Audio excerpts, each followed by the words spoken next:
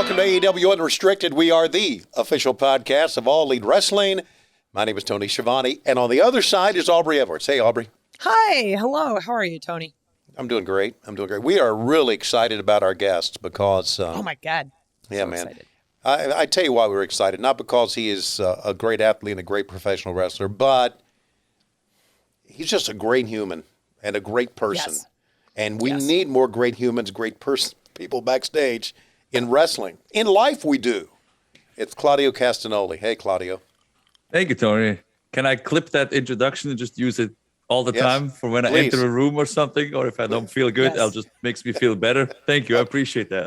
We'll just put it at the front of your entrance music. Right. Yeah. That would be great. Yeah, it will be like, what is it? Like the daily affirmation in the morning. I just listen to it. I'm like, all right, now I'm ready for the day. Yeah. There you go. We started this podcast about talking about the what's going on currently with you right now. And obviously you're have ties to the Blackpool Combat Club. And how do you feel about the Blackpool Combat Club? It's a pretty cool group, I think. It's awesome. It's probably the people I would hang out with anyway. So it's just a natural fit. When I first came to AEW and the plan was to put me in the Blackpool Combat Club, I was like, I feel like I was an honorary member before. So it felt perfect, and it's such a fun group between Regal, Bryan, Mox, Yuta, and myself. I feel it's so different. Like everybody is so different, but it works. It's not like 4 guys or 5 guys that like look the same and act the same and do the same things. It's like no, it's we're all different, and that's what makes it great, because I feel like that's what professional wrestling. That's the beauty of professional wrestling. Right. I feel like you're like a collection of misfit toys that has all come together in a way that just magically makes sense. Like everyone looks at it and goes, "Oh yeah, no, that's totally how it's supposed to be." But yeah, no, you're absolutely right. Like you're all very different and whatnot. But one of the things that's not different, and you guys are collecting a lot of gold right now. We've got, at the time of recording, Yuta is pure champion for ROH. You're the ROH World Champion. Max is the undisputed AEW World Champion. It's only a matter of time before Bryan gets a title. This is insane. How do you feel about just winning everything, being dominant? I guess it feels great. Mainly because we get to take these funny leaning back Utter Madness pictures backstage where we all just lean back, which is a lot of fun. But to me, the camaraderie is what's really important. And we established, it was like last week, it was, we had a shoot prior to Mox's title unification match. And we kind of established it kind of started as a joke, but it was funny because the only thing that matters in the Blackpool Combat Club is Uber ratings. Because we're like the only stars that matter are Uber ratings, because His Lordship has a 5-star Uber rating. Are you serious? Because I mentioned it because I mentioned that my Uber rating dropped from 4.91 to 4.89, and I'm very upset because that means somebody would have to rate me lower, and I want to find out who it was. And then His Lordship just pulled up his, and he was like, perfect 5. And I'm like, I've never met anybody that had a perfect 5 that uses it as much as he does. So it's very impressive. Wow. I was just trying to look up what mine is. That's 4.9. I don't know what mine is. 4.96. 4.96. See, there we go. You would fit in great with us. I'm nice to everybody. I'm nice to everybody on Uber, and I always tip. What the hell are they looking for? And I don't smell bad. Yeah, so I think mine was I used it after the gym, and I think I sweated on the seats. Even though I cleaned it up when I was leaving, I had a towel with me and everything. I cleaned it up. I think that may have been. I may have farted. I don't know. I may have farted one time. I don't know. I don't know what it was. That's why mine's a 3. I definitely farted in the car. All right. Well, anyway, it's great to have you here with the Blackpool Combat Club and your Uber rating. It's just great. Your recent match was on Friday against Dustin Rhodes. Talk about working with Dustin in the ring, a veteran against some newer talent.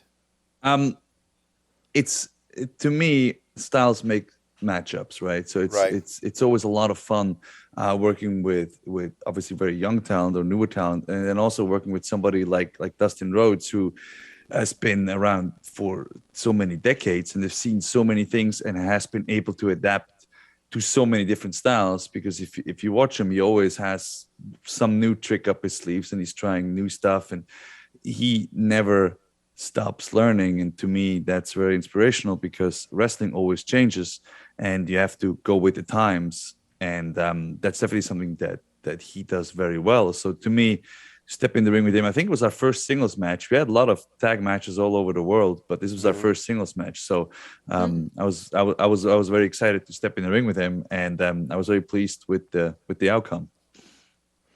It was a really great match on top of really great matches. Battle of the Belts 3, you and Takeshita had an incredible match near, I think, the end of his 2-month stint in America. Was like, oh, yeah, no, this is a great way for him to go out. What was your feelings on that match, knowing that he's sort of a more new to the American audience? Yeah, I enjoyed that one a lot, because I think he has so much potential, and he is still very young. I think he's 27 years old, which he will still kind of find his style and who he truly is. And I think once that happens, because I feel you see that with a lot of Japanese wrestlers or wrestlers in general, they start out, they find something, they latch to it, they're going to become really good, then they kind of try to find themselves, and then they're off to the races. And he is such a tremendous athlete and so good already that I'm very excited to see where he's going to be in 2 or 3 years. And of course, for me, it is a great challenge stepping in the ring with somebody like him and see, kind of test yourself. I want to go to Blood and Guts in Detroit. Yes.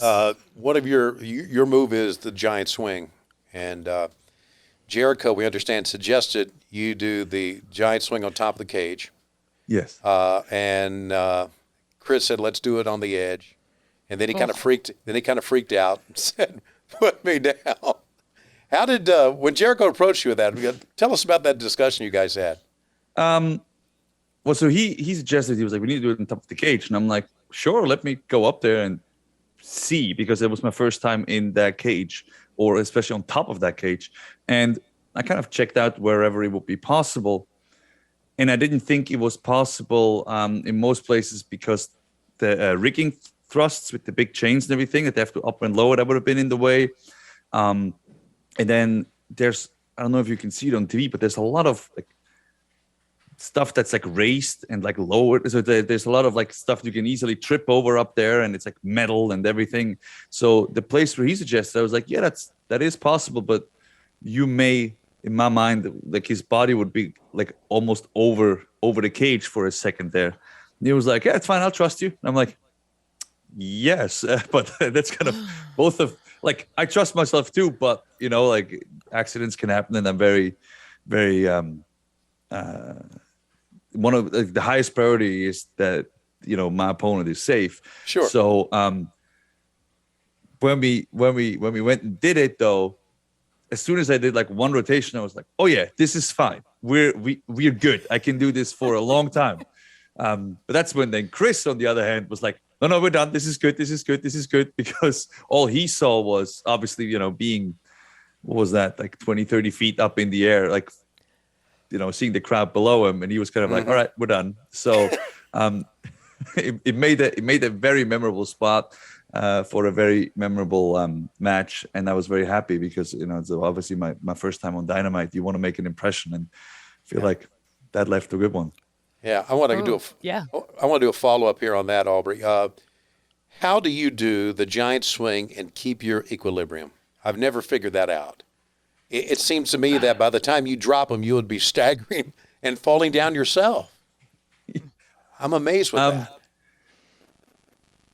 I don't know if I have the perfect answer for that. Okay. I think it's maybe because I've either done it so much or because I focus on my opponents.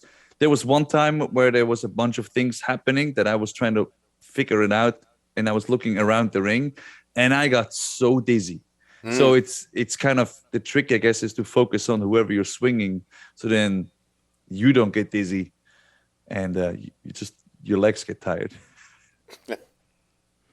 What gets tired first, your upper body or your legs? Legs. Legs Okay. go first, and then it's very straining on your lower back. So like usually a day after, if you haven't done it in a while, like a day later, you're like, what have I done deadlifts or something? Why is my lower back so sore? And then I realized, oh yeah, no, I swung somebody and held his weight for 30 times. So it's hard on your legs and lower back. Yeah, but I never really had a problem with getting dizzy, which is good for me. But I know a lot of the guys hate taking it because they get very dizzy. So I think it's hilarious. You should just tell them to like look back at you. You have this little moment of eyes locked while you're spinning someone. Yeah, but then it wouldn't be fun. That's true. So we talk a little about blood and guts, but obviously we have to talk about your AEW debut at Forbidden Door. Bryan Danielson is hurt.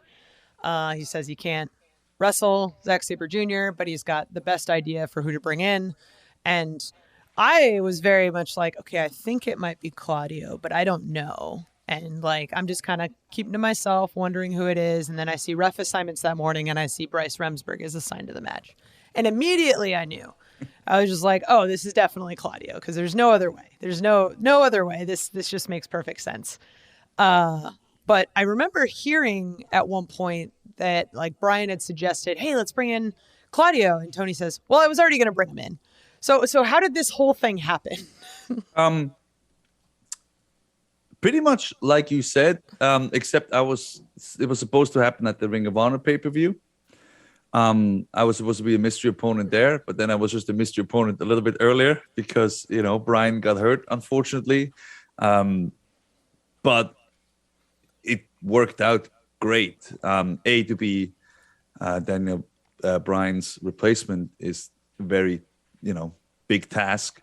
And for him to bring me in himself, I think that was very organic and worked out good in a story perspective. And then great first week, right, with the Zack Sabre Jr. and then Blood and Guts. It's I mean doesn't get much bigger than that. So right. I thought it worked out pretty perfect. And most things in life I found, if they're meant to be, they happen organically almost. And then it just kind of fits. And this was the same thing. It just fit. It's great.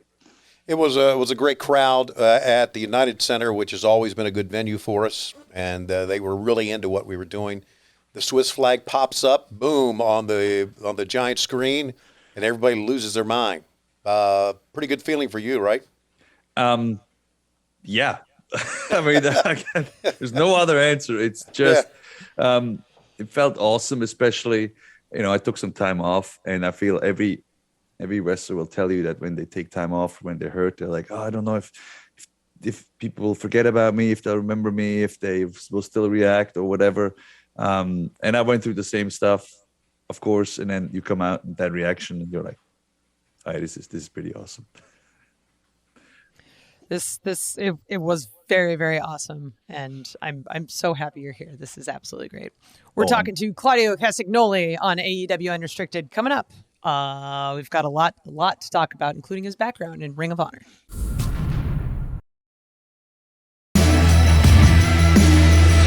This is AEW Unrestricted, the official podcast of All Elite Wrestling. Tony Schiavone and Aubrey Edwards here talking to ROH champion Claudio Castagnoli. You've actually had quite the history with Ring of Honor prior to your long tenured history at WWE.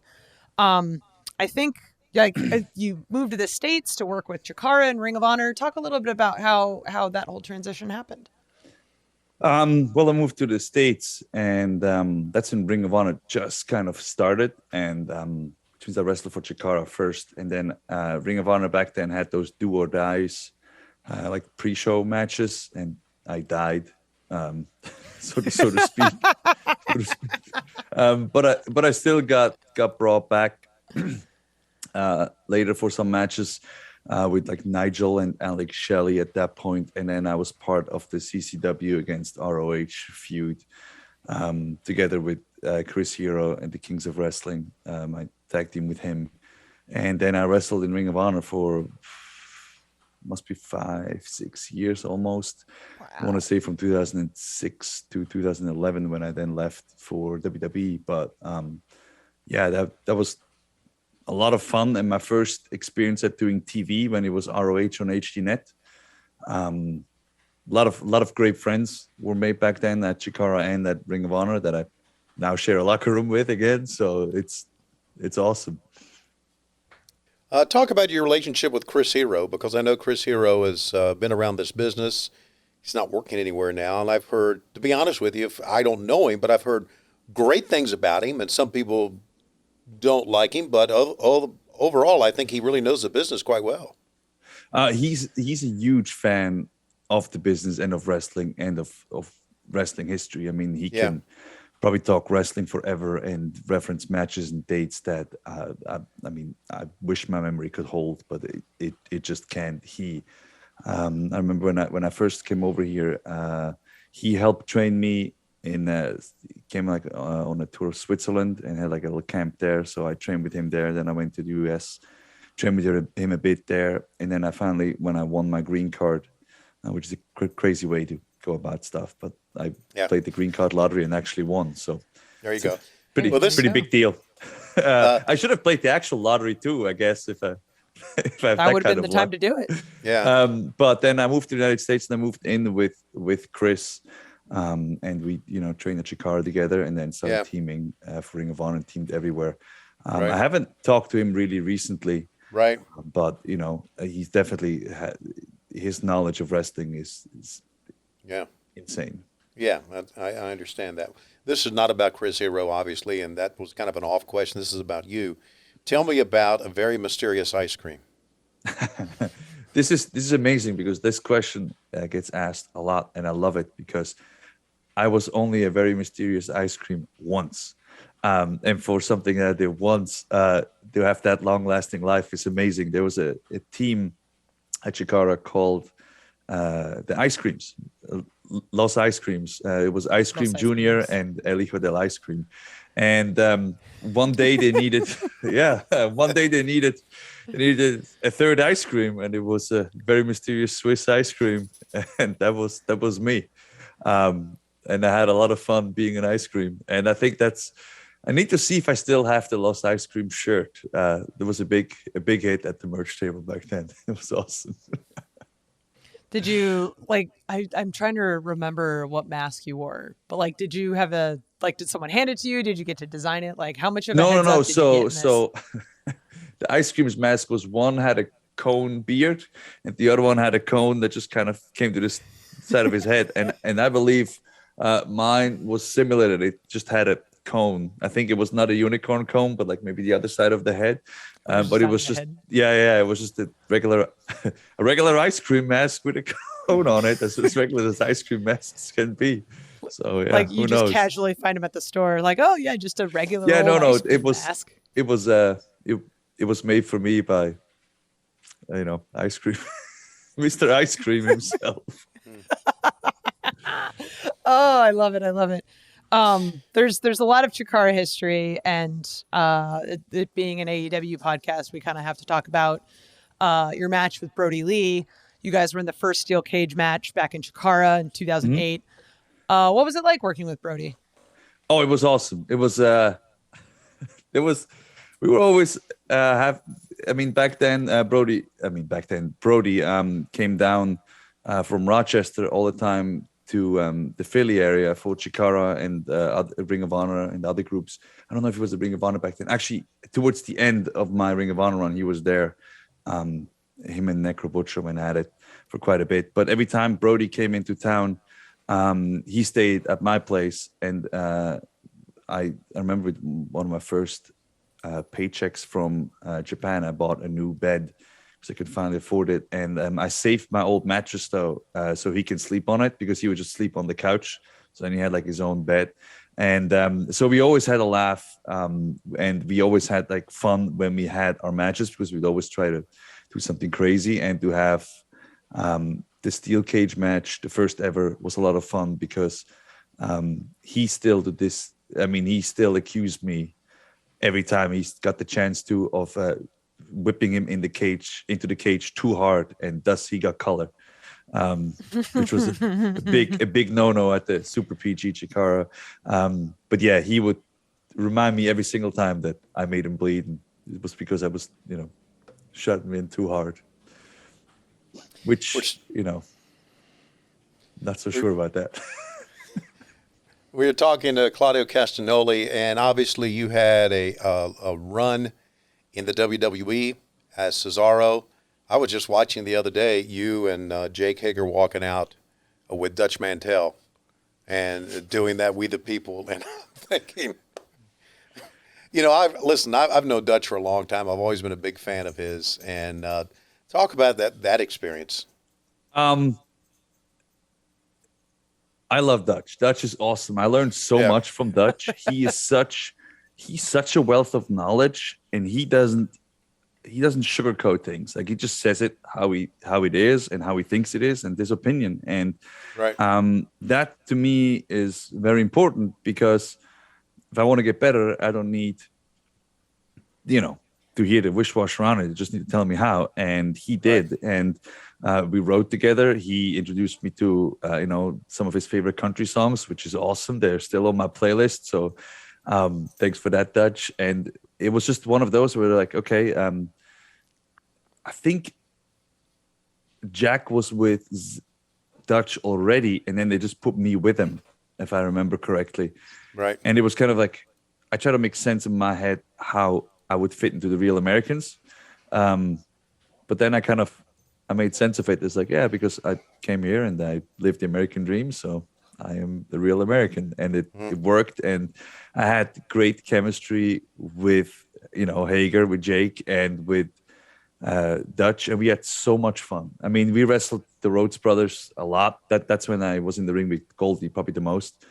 And it was just, we would be beating up Goldust, and Dutch would just be on the outside yelling. It was like, hide him harder, he's blown up, and just trying to make us laugh, and just it was really fun. He would he always had a joke. He always had a piece of advice after the match, and I thought me and Hager clicked really well as a tag team.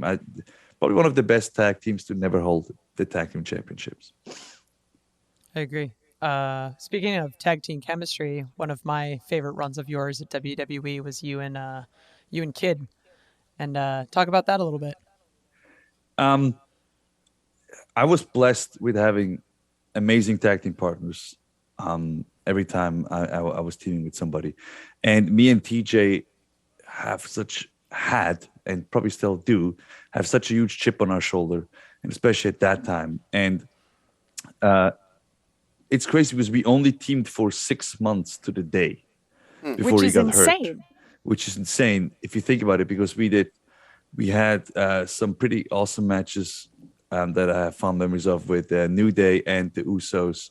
And we kind of helped New Day when they just started, because I remember they were supposed to be baby faces, and it was maybe a week or two after they got formed, and we had a European tour, and they were wrestling against me and Tyson, and we were in Dublin, Ireland, and they came out as baby faces, and then we came out as the heels, and the crowd was not like, they were having none of it. They had no chance, and they just loved us. So we just flipped the script, and from then on, they were the heels, we were the babyface, and it worked. Like, the crowd was super into it, and we had so much fun. And me and TJ, just from the first time we teamed, we found out we were teaming over Twitter. It was announced that we were in some tag gauntlet, and we, as you do in wrestling, you find out things on Twitter. As you do, and we talked as much as we usually do backstage. At that point, it was not that. It was just that we talked about the match a bit, but not like what we're gonna do.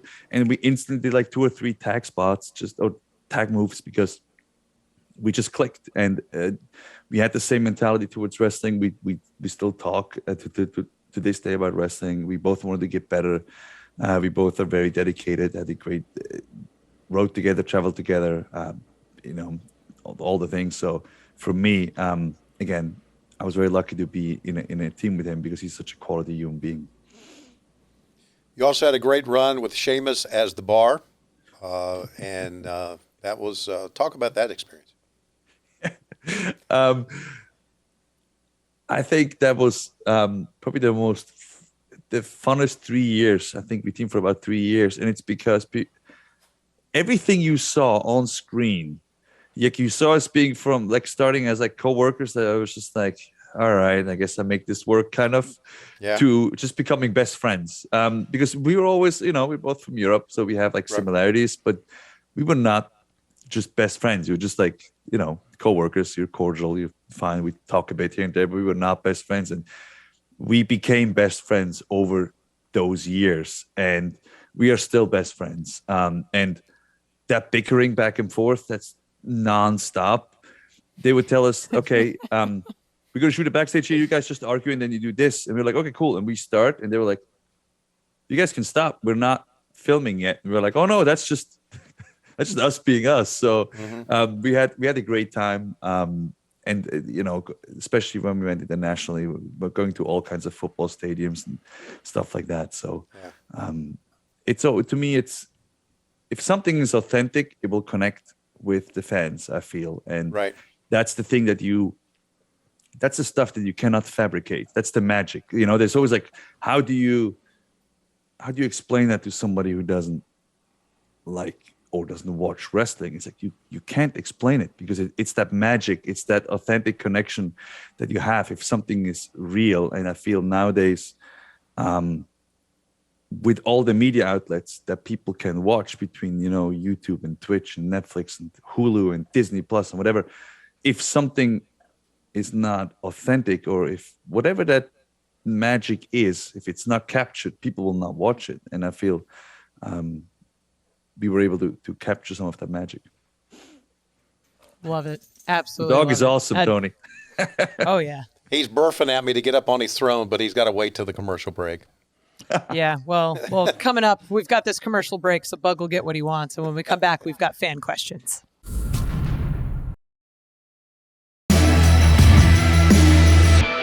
We are talking with Claudio Castagnoli on AEW Unrestricted. Tony and Aubrey with you. Great to have you with us.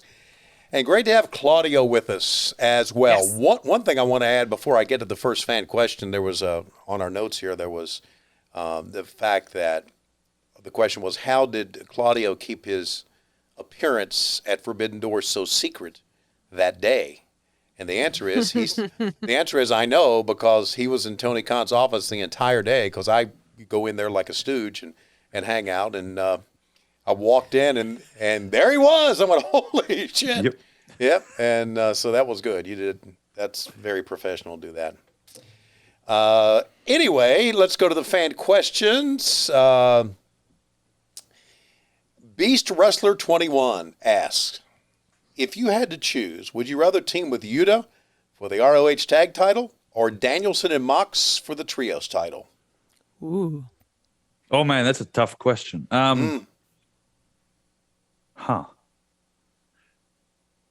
Let's say Danielson and Mox for a trios title, because I feel like we need to get some gold on Bryan. Yeah. Brian's missing out. Good plan. Good answer. Great answer. I like that your answer considers someone else, not necessarily like you in that. Like just quality human being. Just continuing to whatever benefits the Blackpool Combat Club, There you go. Just get all the belts. There's more belts if you guys get trios, so it just increases. I don't know if you guys could lean back any further though in the photos that you're taking. Yeah, I don't know. Well, we'll find out. We'll find out. All right. Got a question from Squeezebox Woman. I love these names. Who would you like to join? Who would you like to have join you in the Blackpool Combat Club? Anyone from the women's division or an established tag team, or anyone in your mind? Yeah, I think Blackpool Combat Club could use a female. So I'll pick Serena Deeb probably. I think she'd be a good fit. Perfect. For the Blackpool Combat Club. Good pick. All right. Derek LP wants to know, how much does Ricky Steamboat mean to your professional wrestling career? Man, I watched so much Ricky Steamboat back in my ROH days, actually, because that was one of my first times when I was a babyface, and I was like, what better babyface to watch than Ricky Steamboat? And I got like a 12 or 13 DVD. That's how long ago it was. We still had DVDs. 12 or 13 DVD collection of the best of Ricky the Dragon Steamboat. And he's amazing. I mean, the way he moves in the ring and the way, he makes the audience feel, I think it's second to none. And then when I got to go to FCW, he was there as a coach, and, to learn from him firsthand was just really cool. And then, also like very special because you watch somebody on TV so much, and then he's there showing it to you, and you're like, that looks exactly the same. Yeah, I don't know if you ever had those things that happen to me all the time. We're like, oh my god, that's just happens. And then I saw him again. Obviously, it was at the recent Dynamite, and he still looks great. He's 70 years old, and he still looks fantastic. So that always makes me very happy when you see, some of your idols or some people you look up to that are now older, and they still are doing great. Gives me hope.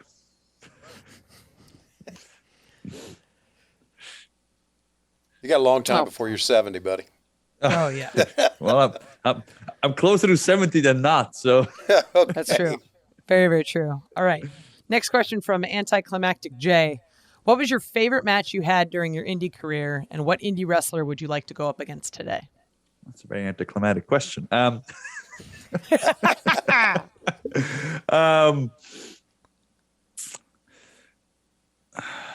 See, I always have such a difficult time picking a favorite match because whatever I pick today, tomorrow I'll think of another one, and then I'm like, oh man, I forgot that one. So I've been lucky enough to be in so many matches that I liked, or so many matches that were cool for me for one or the other specific reason.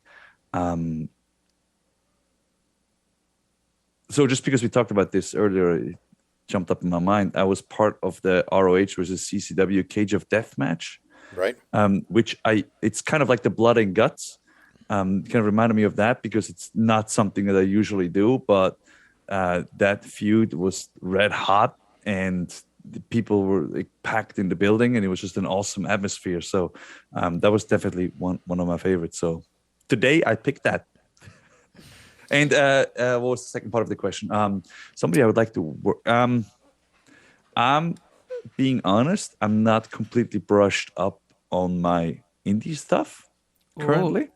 I know, because I feel some of the best talent is on AEW Dark, right? I mean, that's where you can see all the best of the indie talents, and there's definitely there's a lot of talent on there that I still would like to get in the ring with, which is one of the reasons I came to AEW, and I love it so much here because there's so much talent beyond what you can see on TV. And if you really love wrestling, you watch AEW Dark on YouTube because it's just some of the best stuff that you haven't seen yet, or that you will see in the future, which is always, I feel that's what the fans kind of latch out to. They want to, or lash on to, I should say, not lash out to. Well, that may be too, but latch on to. It's who is going to be their pick in the future. So, right. Yeah, it's good when we go to these different towns and see the local talent, and especially when I like it when the local talent gets announced and the fans pop for them, and they cheer for them. I really enjoy that. I think so now they've cheered for them, they watch them. Let's see how they do. So I agree with you. It's really good. And All right. Not going to ask you the next question because it's about some of your favorite moments. I'm going to hop around here a little bit, Aubrey. Marco Solis Martinez wants to know, Claudio, as a noble termite who loves your Twitch, what is your most anticipated game of 22-23? Of course, Shivani asked the video game question. Of course. Well, I know the answer for sure. It's AEW Fight Forever. Hey, Right? Man, your Right? company. So here's the thing. And this is true. I don't play as many different games as other people. Like I know, for example, like Adam Cole and Chucks, they play like almost every A title that comes out, or every like cool title. Me, I stick to my games. I like League. I started playing Star Citizen, which is insane. Star Citizen? It's way too big for me, and it's already like starting to consume me. So not good. Right. But the one thing I really look forward to is AEW Fight Forever, because every wrestling game I played since No Mercy, it's just not as intuitive, and that's maybe because I'm old. But I literally I saw the first trailer of Fight Forever, and I was like, this looks just awesome.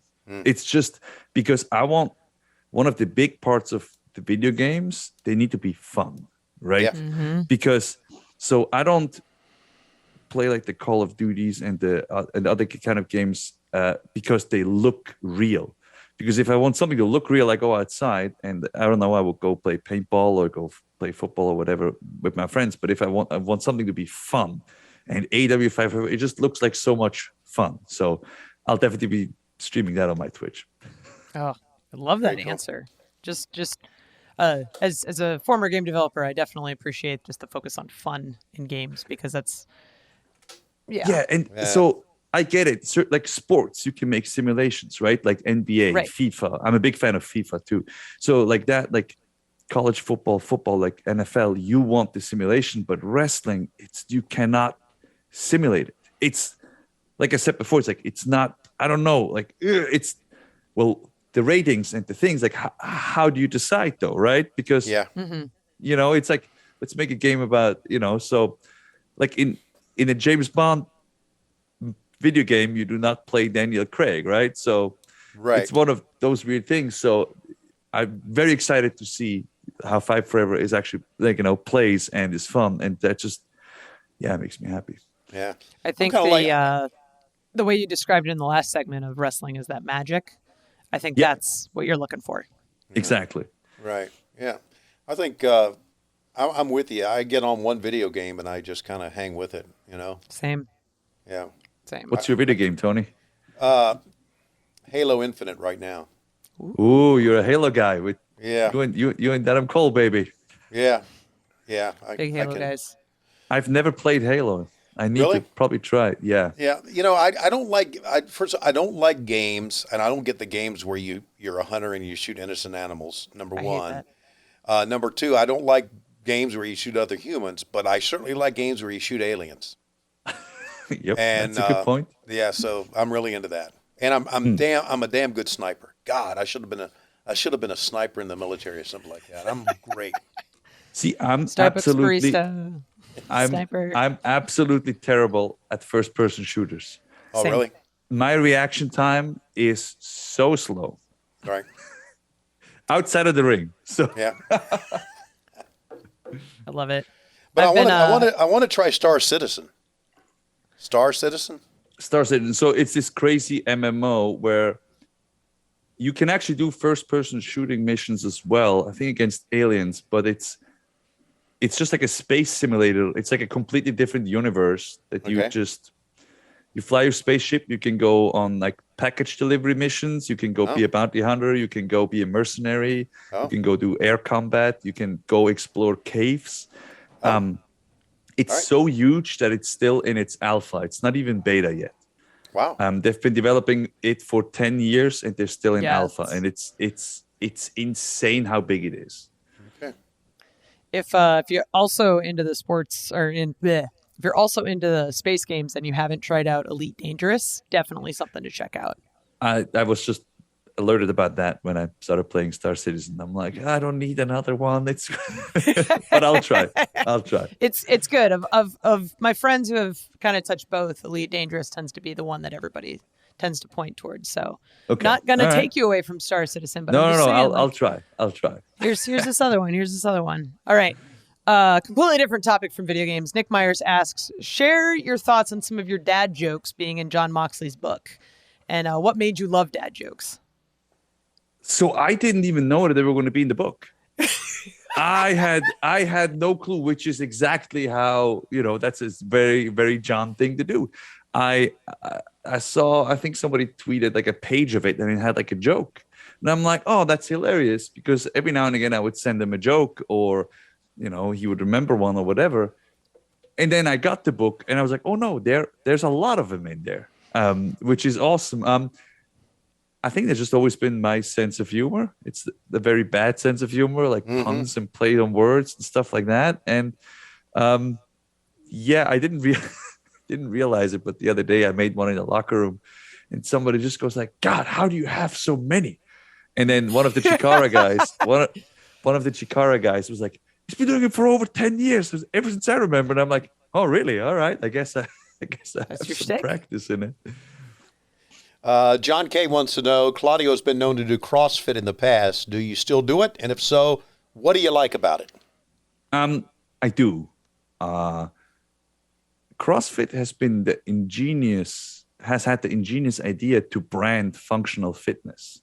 So I used to do CrossFit before it was named CrossFit. It was just functional fitness. And I used to do it because I found it was the closest thing to getting me in ring shape. I would go on the like local high school track and like do like, I don't know, 100-meter sprint, and then run up the steps, and then do push-ups, and then squats, and then do lunges, and just, Yikes.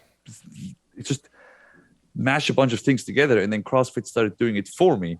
So I still do my like a regular kind of like weightlifting routine, but I always start and end it with what they call a workout of the day, which is just a functional fitness little cardio thing. And that's what I love about it. What I love specifically about the CrossFit community is that it gets people to be active. It's not your gym where you just go in and then you leave and you kind of get intimidated or whatever. It's this sometimes just bare bones gym that you go to and you do a class, and everybody is trying to motivate each other, and everybody is just there to do their best.